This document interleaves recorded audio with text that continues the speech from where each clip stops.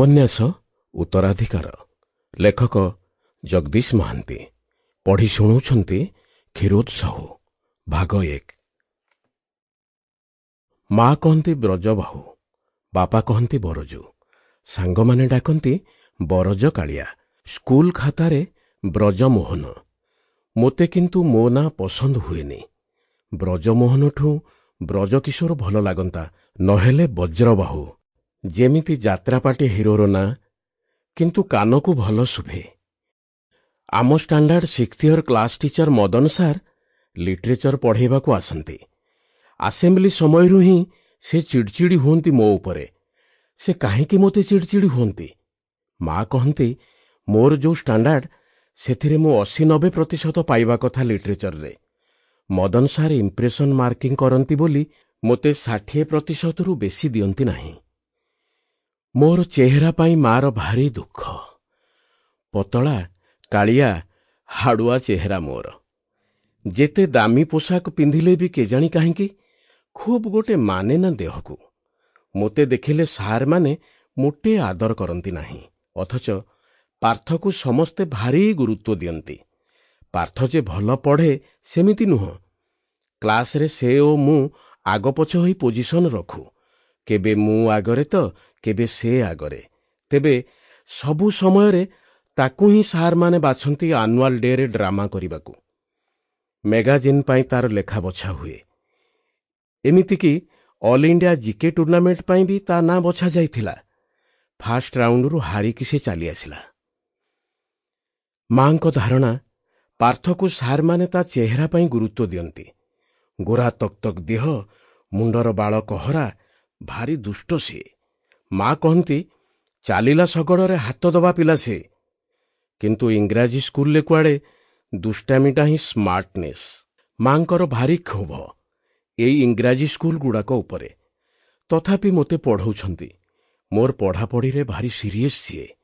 ଯଦିଓ ପଡ଼ୋଶୀନୀମାନଙ୍କୁ କହନ୍ତି ଇଂରାଜୀ ମିଡିୟମରେ ପିଲାମାନଙ୍କୁ ପଢ଼େଇବା କଥା ନୁହଁ, ଖାଲି ଘୋଷିକି ପାସ୍ କରିବ।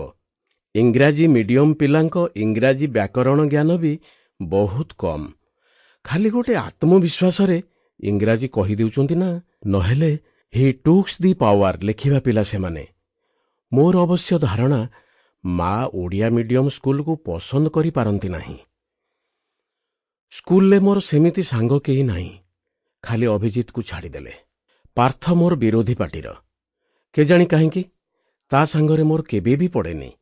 ନର୍ସରୀ ସମୟରୁ ତା ସାଙ୍ଗରେ ମୋର ଝଗଡ଼ା। ଆମେ ସ୍କୁଲ ବସରେ କ୍ଲାସ ଭିତରେ ସିଟ୍ ପାଇଁ ମାଡ଼ପିଟ ହେଉଥିଲୁ। ସେ ମୋ ଟିଫିନ୍ ଛଡ଼େଇ ଖାଇଯାଉଥିଲା।